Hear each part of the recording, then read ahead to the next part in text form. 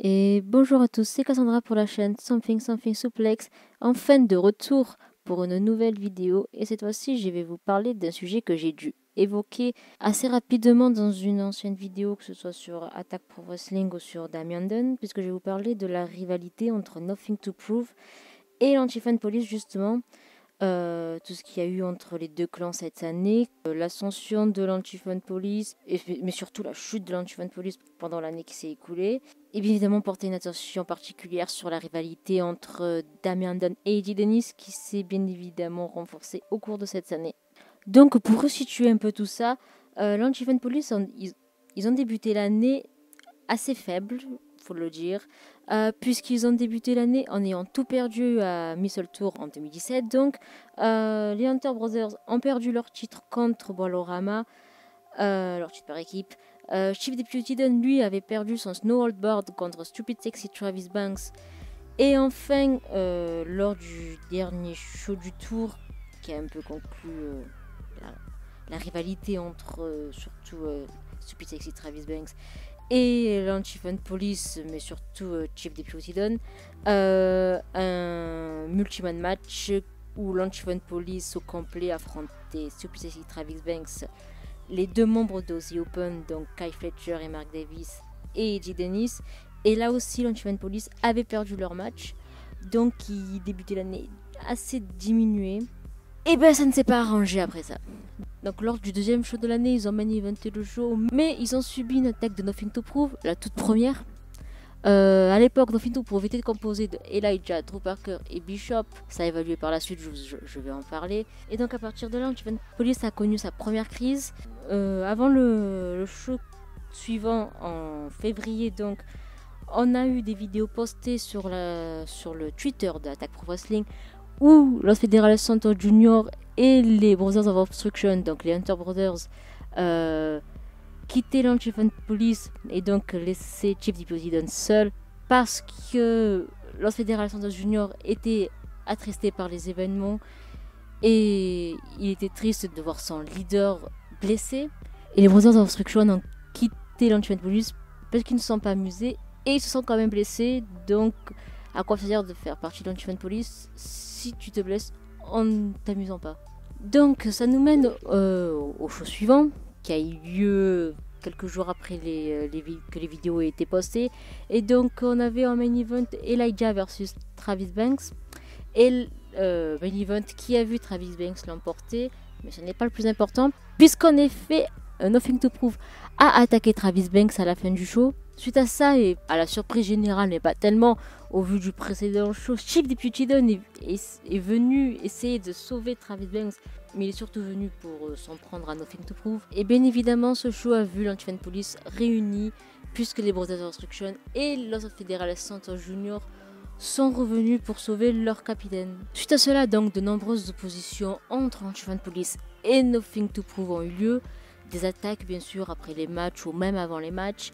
Pendant ce temps, Nothing to Prove a vu un membre s'ajouter, puisque celui qui était connu comme Lloyd Kite et qui est maintenant connu comme LK Basinger s'est retourné contre son partenaire par équipe, Spitz Mike Pence, et a donc rejoint Nothing to Prove.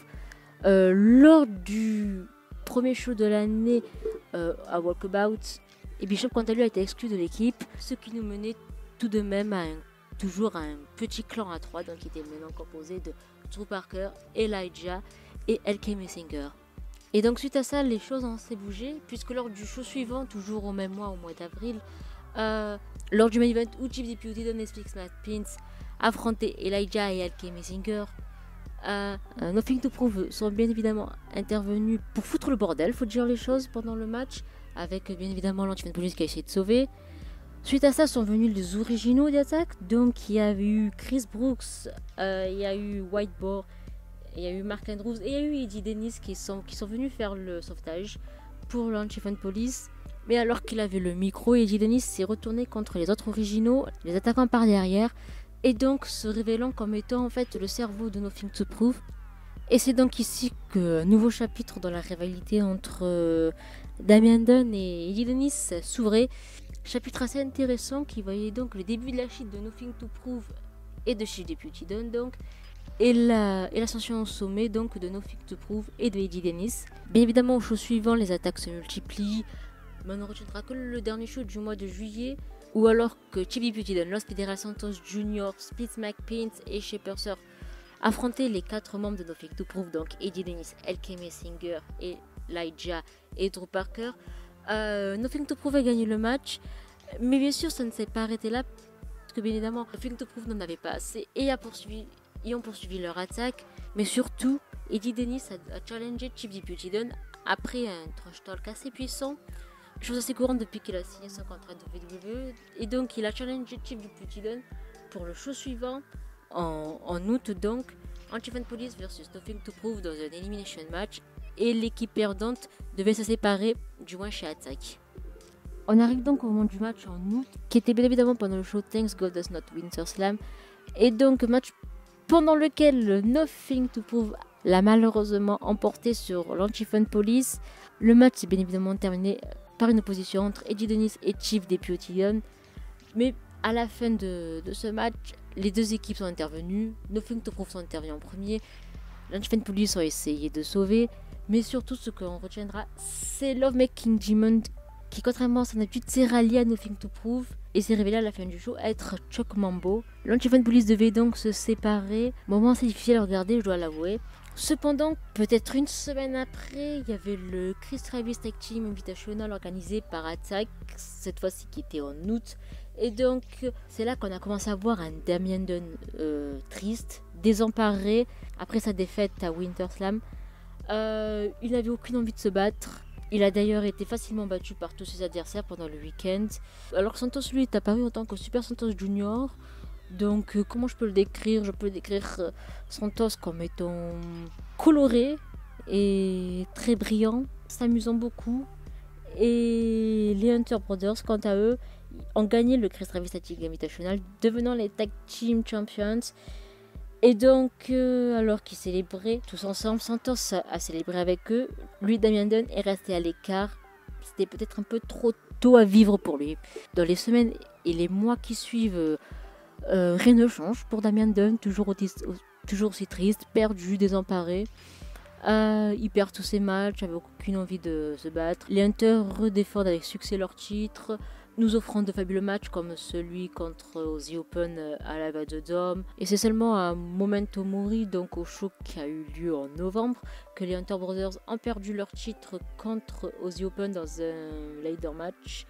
Match dans lequel Drew Parker, si je ne me trompe pas, et Chuck Mambo étaient aussi impliqués. Dans le même show, Kid Lycos, qui était GM, a décidé que Damian Dunn devait affronter Super Santos Jr. Pour la simple et bonne raison que Damian Dunn, il avait perdu la foi et il devait se réveiller. Et donc Kid Lycos, je sais pas pourquoi, il s'est dit que ça allait être la meilleure solution pour réveiller Damian Dunn et enfin lui donner l'envie de se battre. Chose qui n'est donc pas arrivée puisqu'il a refusé le combat bien avant que le match commence. Kid Lycos a dû l'obliger, sinon il était viré. Donc il y a eu une sorte de match qui n'a pas duré bien longtemps, et à la fin duquel Lost Federal Santos Jr. s'est imposé, mais sans gloire et sans célébration. Et donc on en vient à Missile Tour. Lors de la première nuit, on a toujours le même Damian Dunn, mais cette fois-ci dans un scramble match. Il montre quelques signes à certains moments, mais ce n'est pas assez. Ce n'est qu'à partir de la 10e soirée que l'on voit un Damian Dunn qui a certainement retrouvé la soie, puisque c'est lui qui ouvre le combat contre Pete Dunne, match qui a été là aussi décidé par le GM Kid Lycos. Match qui n'a pas gagné, mais match pendant lequel il a montré une envie de se battre. Et cette envie de se battre a été remarquée par Eddie Dennis, qui, alors que Super Santos Junior terminait de tirer la tombola organisée par Attack à chaque show, est venu attaquer, se plaignant qu'il n'a pas eu de match alors qu'il y avait de la place pour faire le tirage pendant 10 minutes, etc. etc. Et bien sûr, il a terminé par essayer de démasquer Santos. Et par la suite, Damian Dunn a vu ça et n'a pas pu s'empêcher de venir quand même défendre son ami et l'empêcher de terminer démasqué. Ils s'en est donc tenu à un face-à-face entre Damian Dunn et Eddie Dennis, pendant lequel Eddie Dennis a décidé de défier Damian Dunn pour la soirée d'après, pour l'Attack Pro Wrestling Championship qu'il avait gagné à un moment. Donc dans ce match, les enjeux étaient assez élevés puisque si Damian Dunn gagnait, il devenait champion Il avait le droit de retrouver ses amis autour de lui, mais s'il perdait, il quittait Attack. Après une courte hésitation et donc après avoir encaissé un nouveau trash talk de la part de Eddie Dennis, Damian Dunn a accepté le challenge. Et on se retrouve donc à la soirée suivante où le match a lieu dans des règles normales. Le match commence d'une façon assez normale. Les matchs qui a vu l'intervention des membres de Nothing to Prove et à la surprise générale, non pas seulement des membres les plus récents d'Antihman Police, mais aussi des deux anciens membres, puisque Sergeant Banks et Superintendent Smile sont également venus porter leur pierre à l'édifice afin d'aider Damian Dunn à l'emporter. Et ceci a donc été un succès puisqu'à la fin d'un match où le storytelling a été parfait, le catch était vraiment excellent et où les deux hommes ont réussi à transmettre des émotions à la foule, Damian Dunn l'a emporté, devenant non seulement Attack Pro Wrestling Champion, mais aussi ayant le droit de retrouver ses amis autour de lui. Et donc quoi de mieux de terminer ce tour qu'avec un multi-man match opposant donc l'Antihman Police avec Chief Deputy Dunn, les Brothers of Destruction, Love Federal Jr. et Superintendent Smile à Nothing to Prove, qui était donc composé de Eddie Dennis, LK Messinger, Elijah et Drew Parker. Match à élimination là aussi, mais match qui a vu des tensions s'affirmer entre les membres de Nothing to Prove, mais surtout à cause d'un ego peut-être un peu trop fort d'Eddie Dennis qui refuse de laisser les tomber à ses partenaires, ce qui a donc terminé par énerver Drew Parker et Chuck Mambo, qui à la fin du match sont retournés contre Eddie Dennis, ce qui a donné la victoire à Chief Deputy Dunn et donc à l'Antihman Police, dans un match où on a donc vu la réunification de l'Antihman Police, mais très certainement la fin de Nothing to Prove. Et j'ai fini avec cette vidéo, merci à vous de m'avoir écouté. Je mettrai en description le lien vers le service en demande de Attack Pro Wrestling pour ceux qui voudraient revivre la rivalité, puisque je n'ai pas tout abordé, c'est le but que vous découvriez. Je mettrai aussi dans la description le lien du thread que j'ai fait sur Twitter, qui lui aussi entre plus en détail sur les événements entre Nothing to Prove et l'Antihman Police. Pour l'heure, je vous remercie encore une fois de m'avoir écouté. Je vous souhaite une bonne année 2019 à tous. C'était Cassandra pour Something Some Face to Flex, à votre service.